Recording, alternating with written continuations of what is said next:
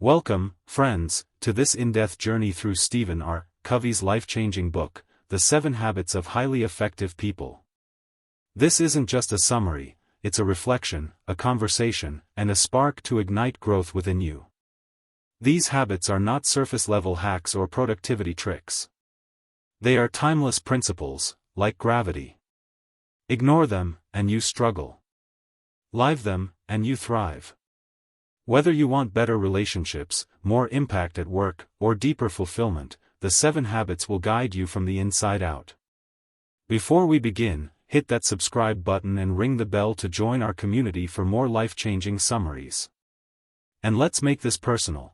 Drop a comment below. What's one area of your life where you want to be more effective? Maybe it's managing stress, connecting with others, or chasing a big goal. I'm curious to hear, and I'll be reading your responses. So, grab a notebook, get comfortable, and let's dive into the first habit. Habit 1, be proactive. Let's start with habit 1, be proactive. This is the foundation of all the habits, the habit of personal responsibility. Covey teaches that between every stimulus, say, a rude comment or a missed deadline, and your response, there's a space. In that space lies your power to choose. Reactive people let circumstances control them, they blame, complain, or lash out. Proactive people pause, reflect, and choose responses that align with their values. Imagine you're stuck in traffic, and someone cuts you off. A reactive response is honking, cursing, or stewing in anger. A proactive response is taking a deep breath, letting it go, and focusing on what you can control, like arriving safely. Being proactive isn't about being aggressive, it's about owning your decisions and recognizing you're the author of your life. Real-world example, I know a woman, Maria, who lost her job during a layoffs wave. A reactive person might have spiraled into self-pity or blamed the economy. Maria grieved, then got proactive. She updated her resume, took an online course, and networked. Within months, she landed a better role. Her choice to act, not react, changed her story. Deep dive. Covey emphasizes that proactivity is about focusing on your circle of influence, things you can control, like your attitude, effort, or preparation. Wasting energy on your circle of concern, things you can't control, like the weather or others' opinions, drains you. For example, you can't control a toxic boss, but you can control how you communicate, set boundaries, or seek new opportunities. Practical tip, try the 30-second pause this week. When something frustrates you, pause for 30 seconds before responding. Ask, what can I do to make this better? It could be as simple as rephrasing a complaint into a solution or choosing to walk away from drama.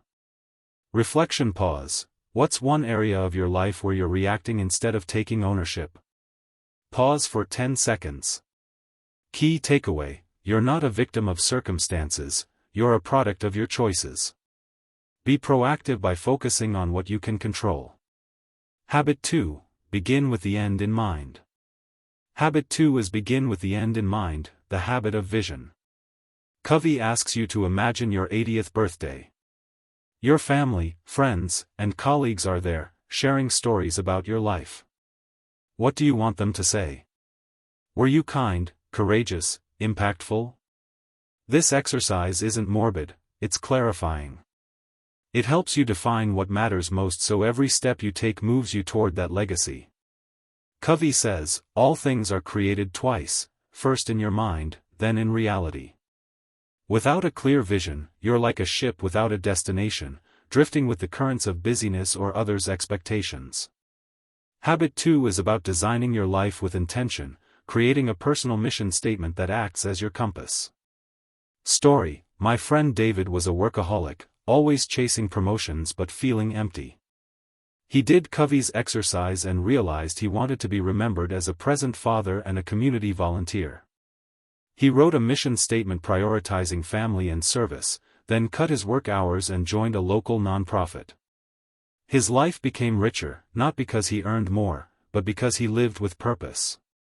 Deep dive, a mission statement isn't a catchy slogan, it's a deep reflection of your values, roles, and goals.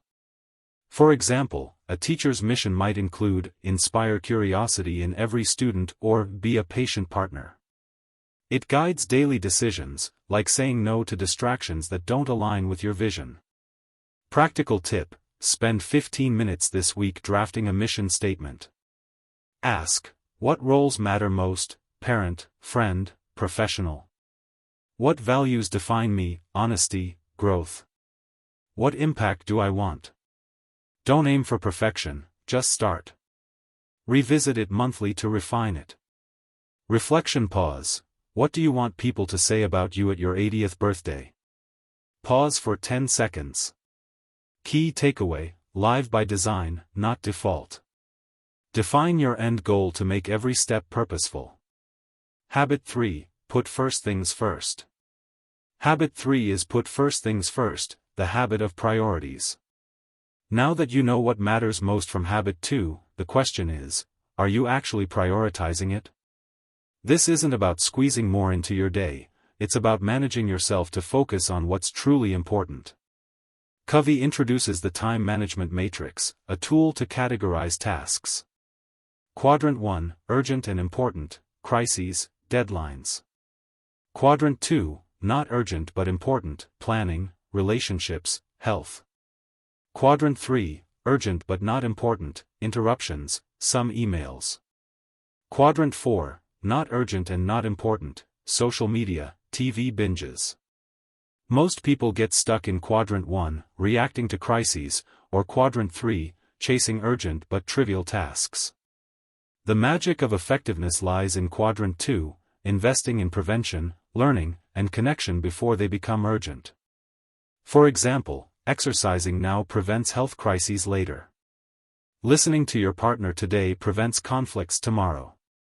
Real-world example: I know a manager, Lisa, who was always too busy for Quadrant 2. She skipped team check-ins and self-care, then faced burnout and turnover. When she started scheduling weekly planning and daily walks, her team thrived, and she felt balanced. Quadrant 2 saved her. Practical tip: this week, block 1 hour for a Quadrant 2 activity, maybe journaling, calling a loved one, or learning a skill. Protect that time like it's a critical meeting. Notice how it shifts your energy. Reflection pause: what's one important but not urgent thing you're neglecting? Pause for 10 seconds. Key takeaway: prioritize Quadrant 2 to live proactively, not reactively. Put first things first. Habit 4, think win-win. Habit 4 is think win-win, a mindset shift from competition to cooperation. Many see life as a zero-sum game: if you win, I lose. Covey challenges this, advocating for abundance. Win-win means seeking solutions where everyone benefits, building trust and mutual respect. This isn't about being a pushover, it requires integrity, sticking to your values, and maturity, balancing courage and consideration. A win-win approach says there's enough success, love, and opportunity for all. Story: I saw this in action with a friend, Sam, who runs a small business. He negotiated a deal with a supplier where both lowered costs by committing to a longer contract. Both profited, and their trust grew. Compare that to a cutthroat deal where one side wins, but resentment festers. Deep dive: win-win applies everywhere: work, family, friendships. In a conflict with a partner, instead of proving you're right, ask, how can we both feel heard? It takes creativity and patience but leads to stronger bonds. Practical tip: in your next disagreement, pause and ask, what's a solution where we both win? Maybe it's compromising on a project deadline or splitting chores differently. Practice this once this week. Reflection pause: where can you shift from me versus you to us together? Pause for 10 seconds. Key takeaway: success is shared, not scarce. Seek win-win to build trust and abundance. Habit 5, seek first to understand, then to be understood. Habit 5 is seek first to understand, then to be understood, the habit of empathy. Think about a time you felt truly heard, not interrupted or judged. It's rare and powerful. Most people listen to reply, but effective people listen to understand, using what Covey calls empathetic listening. This means listening with your eyes, ears, and heart, not to fix or argue, but to validate. When you make someone feel safe, they open up, and only then can you influence them. It's curiosity before correction, compassion before convincing. Real-world example: a friend, Emily, was struggling with her teenage son's rebellion. Instead of lecturing, she listened to his frustrations without judgment. He shared more, and they rebuilt trust. Her listening opened the door to guidance. Practical tip: practice empathetic listening once this week. In a conversation, focus on understanding, ask open-ended questions like, "Can you tell me more?" and reflect back, "It sounds like you're feeling." Notice how it deepens the connection. Reflection pause: who in your life needs to feel more heard? Pause for 10 seconds. Key takeaway: empathy builds bridges. Understand first, then share, to create real influence. Habit 6, synergize. Habit 6 is synergize, where the magic of collaboration happens. Synergy means the whole is greater than the sum of its parts. It's not just teamwork, it's celebrating differences, combining strengths, and creating something better together than anyone could alone. Covey says synergy requires trust, vulnerability, and openness to others' ideas. Instead of competing or compromising, you co-create solutions that surpass your individual contributions. Story: I worked on a group project where everyone had strong opinions. We clashed until we started valuing each other's strengths. One was creative, another analytical. By combining our ideas, we produced a campaign that won an award. Alone, we'd have failed. Deep dive: synergy thrives on diversity. A team with varied perspectives, different skills, backgrounds, or viewpoints, can innovate in ways a solo effort can't. It's about saying, your difference isn't a threat, it's a gift. Practical tip: this week, seek synergy in one interaction. In a meeting or family discussion, ask, how can we combine our ideas?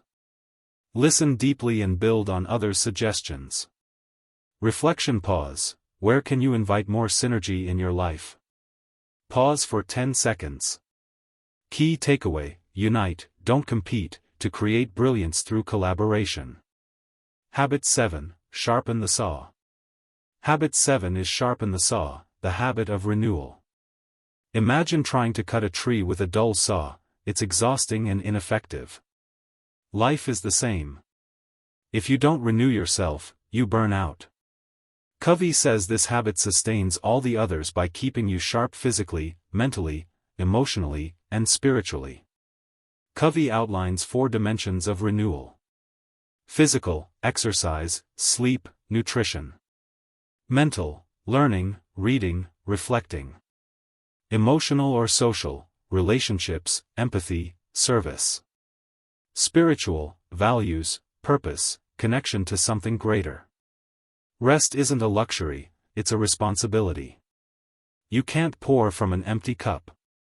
Real-world example: my colleague, John, was a high flyer but neglected self-care. He crashed with stress-related illness.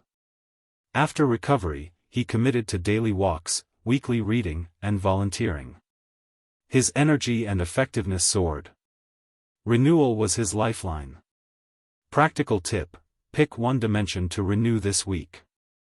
Try a 20-minute walk, physical; read a chapter of a book, mental; call a friend, emotional; or journal about your values, spiritual. Schedule it like a priority. Reflection pause: what's one way you can sharpen your saw this week? Pause for 10 seconds. Key takeaway: protect your energy like it's sacred. Renew regularly to stay effective. We've just journeyed through the 7 habits of highly effective people, a roadmap to living with purpose, impact, and balance. Let's recap. Be proactive, own your choices and focus on what you can control. Begin with the end in mind, define your legacy to live with intention. Put first things first, prioritize quadrant 2 for true effectiveness. Think win-win, seek abundance through mutual success. Seek first to understand, listen with empathy to build trust. Synergize, collaborate to create something greater. Sharpen the saw, renew yourself to sustain the journey. These habits aren't a checklist, they're a lifelong practice.